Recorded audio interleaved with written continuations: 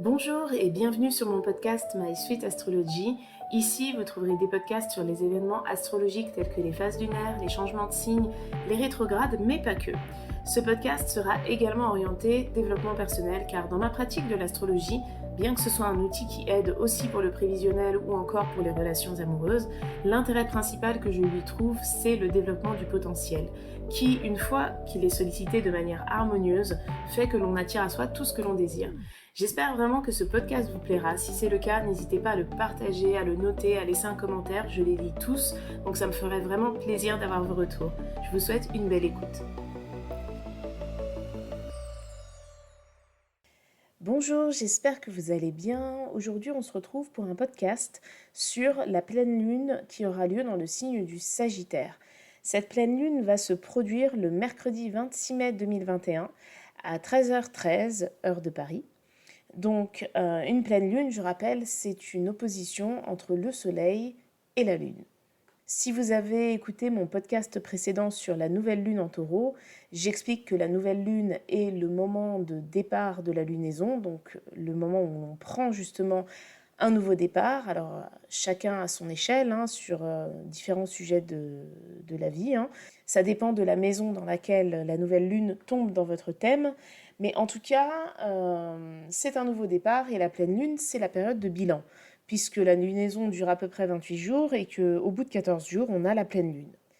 Alors, la particularité de cette pleine lune en Sagittaire, c'est qu'il semblerait que ce soit la pleine lune la plus proche de la Terre de l'année. Alors, c'est une question de distance. Il faut savoir qu'il y a une variation de distance entre la Lune et la Terre par rapport à sa rotation. Et cette variation crée également une variation du diamètre de la Lune qui peut augmenter jusqu'à 12%. Donc, il faut savoir que la Lune, elle est au plus proche de la Terre quand elle est à 356 000 km et au plus loin quand elle est à 406 000 km. Donc, ça fait quand même 50 000 km d'écart, donc ça crée une différence visible à l'œil nu. Donc, il est possible que cette pleine Lune vous paraisse plus grosse que les autres. Et donc, par conséquent, forcément, puisque son disque est plus visible, puisqu'elle est plus proche, son énergie sera plus forte. Alors, une nouvelle lune dans le signe du Sagittaire, ça veut dire que la lune est en Sagittaire et que le soleil est dans le signe opposé, la Terre étant au milieu et le soleil éclairant totalement la face visible de la lune. Donc, l'axe Sagittaire-Gémeaux, c'est un axe qui parle de l'état d'esprit, qui parle de la communication et qui parle du développement personnel. Concrètement, c'est vraiment ça, puisque les Gémeaux, c'est la communication, c'est l'apprentissage basique, c'est connaître son environnement, c'est se déplacer aux alentours de son environnement, et l'énergie Sagittaire, c'est entamer de grandes études, c'est avoir des idéaux, avoir des principes, avoir une foi, et se déplacer très très loin, c'est aller à l'étranger. Donc cet axe, il symbolise la simplicité et la complexité. Donc c'est-à-dire que chez les Gémeaux, on est plutôt dans un cocon sûr, on est heureux, alors c'est une caricature ce que je dis, mais on est heureux des choses simples de la vie. Tandis que le Sagittaire, lui, il va chercher à tout compliquer pour aller encore plus loin parce qu'il voit les choses encore plus en grand. Alors je précise que quand je dis tout ça, je ne suis pas en train de dire que les Sagittaires sont des personnes compliquées et que les Gémeaux sont des gens simples, c'est juste la définition de base des énergies. Ce qui est intéressant, c'est de voir que cette pleine lune, elle a lieu au moment où les nœuds lunaires sont également sur l'axe Gémeaux-Sagittaire. Donc on va avoir le Soleil qui sera conjoint au nœud nord et la Lune qui sera conjointe au nœud sud en Sagittaire. Donc le nœud sud représente quelque chose qu'il faut lâcher karmiquement parlant. Donc dans votre thème natal, vous avez les nœuds lunaires qui ont une certaine position. Et j'estime que dans la vraie vie, c'est-à-dire actuellement, on a le nœud nord qui se trouve en Gémeaux et le nœud sud qui se trouve en Sagittaire. Et donc actuellement, l'humanité vit un karma sur cet axe, qui est l'axe justement de la simplicité et de la complexité de la vie. Donc avoir le nœud nord en Gémeaux, on est sur une direction qui nous invite quand même à nous centrer sur des valeurs plus simples. Et ça va totalement avec ce qu'on est en train de vivre depuis plusieurs années, c'est-à-dire qu'on peut effectivement se poser la question, est-ce que l'homme n'est pas allé trop loin? Est-ce que la technologie n'est pas en train de nous dépasser? Est-ce qu'on ne devrait pas revenir à des valeurs plus simples?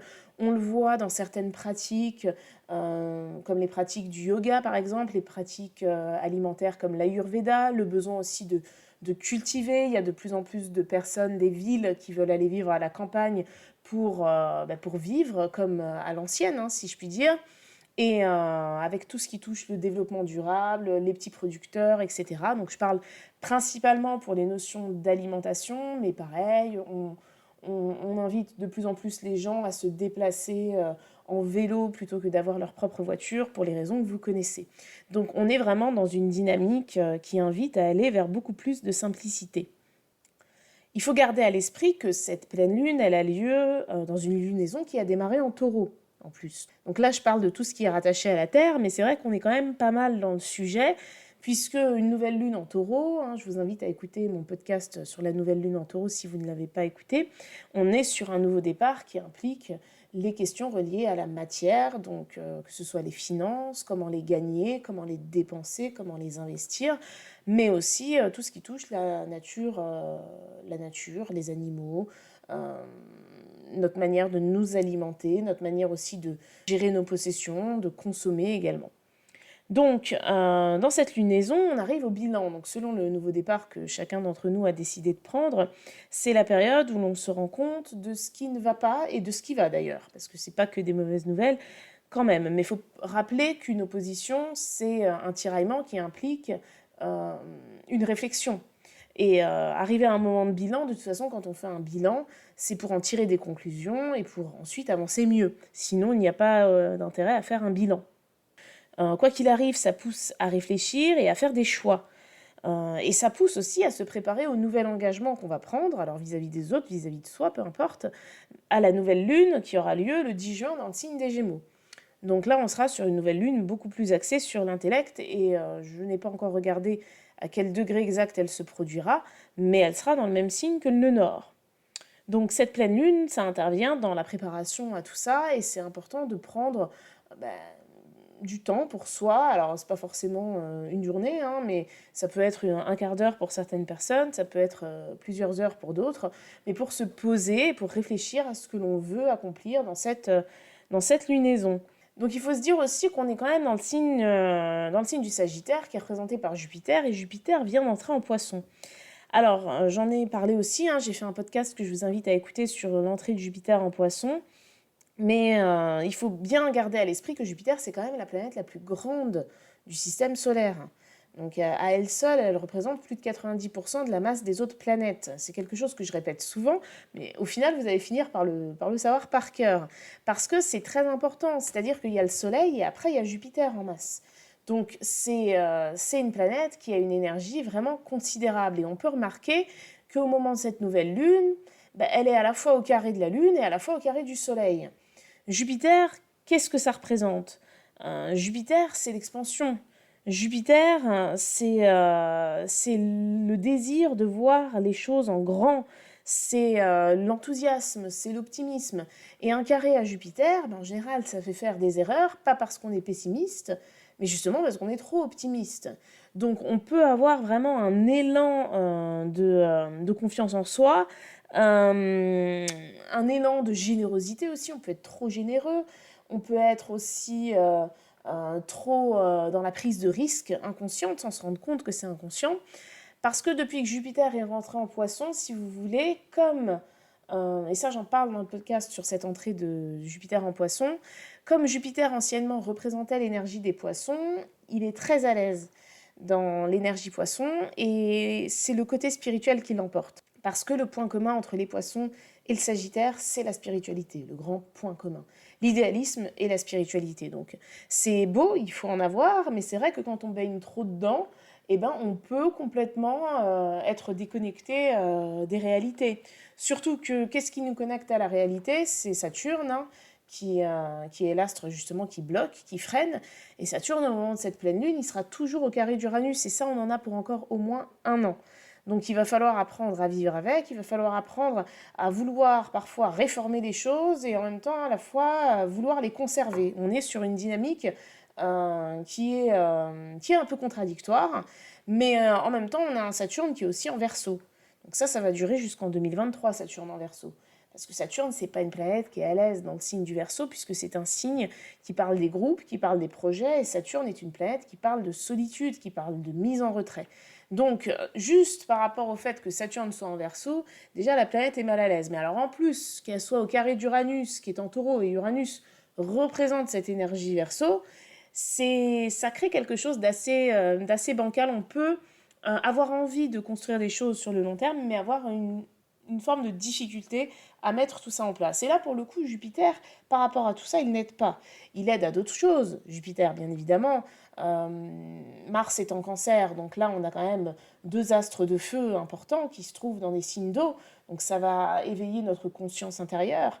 Mais au moment de cette pleine lune, le bilan que vous allez faire, il est vraiment très important de le faire en prenant en considération que sur l'instant, vous serez peut-être justement un peu trop déconnecté des réalités et qu'il faudra justement faire preuve d'ancrage. C'est-à-dire que toutes les décisions qui pourront être prises aux alentours de cette pleine lune pourraient être complètement idéalistes, complètement déconnectées des réalités et complètement, du coup, dangereuses au final, mais probablement pour vous-même ou pour une stabilité que vous avez pu construire sur tel ou tel sujet que vous n'avez pas envie de voir partir. Il faut savoir que ce qu'on vit actuellement, depuis le 13 mai et jusqu'au 28 juillet, avec l'incursion de Jupiter, c'est vraiment un avant-goût de ce qui va se produire en 2022. Sauf qu'en 2022, on va avoir quelque chose de particulier. Jupiter va aller jusqu'à la conjonction à Neptune. Et une conjonction Neptune-Jupiter, dans le signe des Poissons en plus, on est sur quelque chose de très très fort. Parce qu'on a les deux astres de l'énergie Poisson qui sont dans le signe des Poissons, donc ça peut vraiment impliquer un grand élan de spiritualité. Enfin, alors ça peut être à la fois une connexion spirituelle même entre les êtres humains qui peut être très forte, mais selon des autres aspects, et nous en reparlerons l'année prochaine, qui peut aussi être dévastatrice. Donc, on n'en est pas à la conjonction, mais quand même, Jupiter, depuis qu'il est en Poisson, ça joue un peu sur Neptune, forcément. En plus, Neptune est très à l'aise puisque c'est son signe. D'ailleurs, je tiens à préciser que cette dernière conjonction de Jupiter et de Neptune, elle a eu lieu en 2009 dans le signe du Verseau. Et la dernière entre Jupiter et Neptune dans le signe des Poissons, elle a eu lieu en 1856, le 15 mars exactement. Donc voilà, ce carré de Jupiter à la pleine lune, il est vraiment à prendre en considération, surtout que il représente le signe dans lequel se trouve la lune. Donc c'est vrai que si on est face à un événement qui nous rend un peu idéaliste, on pourrait avoir une déception avant la mise en place de la prochaine lunaison, donc avant le 10 juin. Sinon, au moment de cette pleine lune, il faut quand même le souligner, on va avoir Mars qui va se retrouver en opposition avec Pluton. Alors là, c'est un peu comme Jupiter et Neptune, parce que Mars, c'était le régent de l'énergie Pluton avant 1930. Donc là, on a les deux titans du Scorpion, si je puis dire, et le représentant du Bélier, le dieu de la guerre contre le dieu de la mort, qui sont en pleine opposition. Et ça, c'est quelque chose qui va durer jusqu'à l'entrée de Mars en Lion. Je crois que ça aura lieu début juin, si je ne dis pas de bêtises. Donc, cette opposition, elle crée un tiraillement. Est-ce qu'il faut laisser parler ses sentiments ou est-ce qu'il faut laisser parler sa raison? Parce qu'on est quand même sur l'axe Cancer-Capricorne. Et en tout cas, il faut user de la force, il faut y aller, il y a l'idée d'agir quand même. Parce que Mars, on voit bien qu'il est en harmonie avec Neptune. Donc cette pleine lune, elle crée un bilan qui est vraiment entre spiritualité et raison. Dans l'axe Capricorne-Cancer, c'est le Cancer qui représente la sensibilité et les émotions, et le Capricorne qui représente la raison. Et dans l'axe Sagittaire-Gémeaux, on pourrait dire que comme les Gémeaux, c'est un signe d'air, donc un signe cérébral, il représente plus la raison que le Sagittaire, qui est un idéaliste fini. Donc on voit aussi que Mercure, qui est conjoint à Vénus d'ailleurs, qui représente donc l'énergie Gémeaux et qui se trouve en Gémeaux, va être au carré de Neptune. Et Neptune, c'est le doute. Donc, c'est une période de bilan qui pourrait avoir du mal à aboutir à quelque chose de concret si on ne se force pas à faire preuve de rationalisme, si je puis dire. Parce que si on n'écoute que son instinct, on risque d'avoir de mauvaises surprises. Surtout que je tiens à préciser, la pleine lune, c'est le 26. Le 30, Mercure entame son mouvement rétrograde dans le signe des Gémeaux. Donc je vous invite vraiment, selon vos situations, selon ce que vous souhaitez dans votre vie, à mettre en place des choses avant le 30. Alors je dis pas qu'après le 30, ça y est, c'est la rétrograde, il faut plus réfléchir ou vous serez plus capable de rien dire ou quoi que ce soit, parce que c'est faux déjà. Une rétrograde, c'est juste un effet d'optique qui nous donne l'impression que la planète recule, mais bien évidemment que Mercure ne recule pas. Seulement, d'un point de vue terrestre, on peut être perturbé, donc c'est-à-dire que c'est pas qu'on perd nos capacités, mais qu'on ne sait plus forcément comment les utiliser. Donc on peut avoir du mal à s'exprimer, on peut exprimer des choses alors que c'est pas ça qu'on avait envie d'exprimer, etc. Donc toutes les décisions importantes, si je puis dire, si elles peuvent être prises avant, vaut mieux qu'elles soient prises avant. Parce que, bon, j'ai pas encore regardé, mais il me semble, oui, il me semble, si je vous dis pas de bêtises, je crois que oui, que pour la nouvelle lune, en Gémeaux, Mercure sera toujours rétrograde. Donc ça aussi, ça va amener un sacré nouveau départ, une lunaison qui va devoir être démarrée à un moment où l'astre de la raison, l'astre de la réflexion, n'est pas au top de sa forme, si je puis dire. Donc voilà, c'est vrai que on voit aussi que à la lune noire qui est à la toute fin du signe du taureau, qui est en mode rétrograde d'ailleurs, qui se trouve du coup en harmonie avec Pluton. Alors, Pluton, c'est le pouvoir de régénération, c'est aussi la détermination. La lune noire, c'est tout ce qui peut être caché, tout ce qui peut être sous-jacent, tout ce qui peut être aussi quelque part obsessionnel. Il y a l'idée de laisser mourir quelque chose. Alors, quelque chose qui est caché, ça peut être un secret que vous avez envers une personne, ou alors découvrir quelque chose que l'on vous cache depuis un moment et ensuite vous devez prendre une décision par rapport à cette révélation. Mais il peut y avoir quelque chose de sous-jacent. En général, si vous avez un doute sur quelque chose, ou sur une personne, hein, ça peut être dans le couple, ça peut être dans le travail, ça peut être dans un partenariat, ça peut être par rapport à une décision que vous avez faite vis-à-vis d'un investissement, par exemple.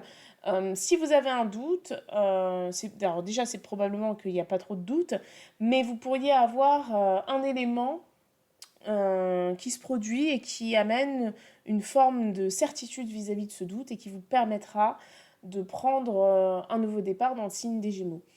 Alors après, attention parce que justement, tout ça, ça se fera avec Mercure rétrograde et vous pourriez aussi mal interpréter les choses. Donc c'est pour ça que j'insiste sur le fait qu'il s'agit probablement de quelque chose que vous savez déjà, enfin en tout cas que vous soupçonnez déjà. Par exemple, ça peut être caractéristique pour une personne qui, je sais pas moi, qui sent qu'elle va se faire licencier ou qui sent que son partenaire va voir ailleurs ou qui sent que l'appartement qu'on a visité, il est trop bien, on a dit qu'on voulait signer le compromis, mais il y a quelque chose que je sens pas, etc. C'est pas quelque chose qui va se produire là tout de suite et qui va créer un doute dans 4-5 jours. C'est pas ça que je veux dire. C'est vraiment quelque chose qui perdure parce que par rapport à la symbolique de Pluton, Pluton est en Capricorne depuis 2008. Donc je dis pas que c'est forcément quelque chose qui dure depuis 2008, mais c'est pas quelque chose de nouveau en fait. C'est peut-être quelque chose qui dure depuis quelques semaines, quelques mois. Et pour certaines personnes, bien évidemment, il est possible que ça dure depuis des années. Je prends l'exemple d'une personne, par exemple, qui doute de la fidélité de son partenaire depuis des années. Ben, ça pourrait être un moment où une révélation pourrait vous permettre, par exemple, de prendre une décision. Vraiment. Parce que y a l'idée que Pluton aide à mettre en lumière ce que cache la lune noire, en fait. Et la lune noire en taureau, on est alors à la fois sur les questions financières. L'exemple de l'appartement que je vous ai donné, il rentre complètement dans le cadre de cette configuration, mais il ne faut pas oublier que le signe du taureau, c'est aussi un signe vénusien et c'est la sensualité. Vénus, c'est la maîtresse pour le coup, vraiment. Donc c'est l'amante. Alors, ça peut être n'importe quel partenaire, enfin je veux dire, ça peut être un homme ou une femme qui trompe, hein, dans l'idée, dans l'exemple que je veux donner, mais dans sa symbolique, Vénus, elle représente justement l'amante. Elle représente la sensualité, elle représente la drague, le charme, la séduction. Donc, il peut y avoir quelque chose qui est caché pour certaines personnes à ce niveau-là, bien évidemment. Ça dépend aussi de la maison que vous avez en taureau, ça dépend aussi de plein de choses. Une analyse personnalisée en dirait beaucoup plus, mais sur un podcast général, on ne peut pas faire ça. Donc voilà, donc pour cette période de bilan qui aura lieu dans le signe du Sagittaire, Bien évidemment qu'il faut prendre en considération les éléments reliés à l'énergie sagittaire, à savoir l'optimisme, à savoir le besoin d'indépendance, à savoir aussi la tolérance, l'ouverture d'esprit, le fait aussi de respecter tout ce qui est légal, si je puis dire. Mais n'oubliez pas que le nœud sud est en sagittaire, donc il y a l'idée de prendre en considération tout ça, mais quand même de lâcher un peu avec tout ce qui peut être trop compliqué, trop mondain aussi pour certaines personnes, trop emberlificoté, etc. Parce que ce nœud nord en Gémeaux, qui est conjoint au Soleil, il est quand même en train de nous dire qu'il faut aller vers quelque chose de plus simple. Et n'oubliez pas que lorsqu'il y a une opposition Soleil-Lune, le Soleil c'est le principe masculin, c'est une énergie de feu, et l'énergie de feu c'est une énergie masculine qui est émettrice d'énergie et qui donc va vers l'action. Tandis que la Lune, c'est une énergie féminine à polarité yin, qui représente du coup l'énergie eau du Cancer, et qui est plus dans l'introspection. Donc quand on est face à une pleine Lune, certes la Lune elle est complètement éclairée par le Soleil, mais ce sur quoi il faut agir en général, c'est plus vers l'élément dans lequel se trouve le Soleil. Donc ici, on est quand même invité à aller vers la discussion, vers la compréhension, vers l'explication aussi. Si on a des choses à expliquer, s'il y a des choses qui doivent être dites, il va falloir les dire, mais sans trop non plus décoller les pieds du sol. Voilà. Écoutez, j'ai terminé cette brève analyse sur la pleine lune en Sagittaire. J'espère qu'elle vous a plu, j'espère qu'elle était claire. N'hésitez pas à me faire un retour si vous en avez envie, à poser toutes vos questions, surtout sur YouTube, parce que c'est assez simple pour moi de répondre aux commentaires sur YouTube plutôt que sur Instagram où les commentaires peuvent se perdre. C'est beaucoup plus lisible aussi pour les personnes qui arrivent sur la vidéo de rattraper les commentaires qu'elles n'ont pas vus. Donc voilà, en tout cas, je vous souhaite une belle pleine lune et je vous dis à bientôt pour un prochain podcast.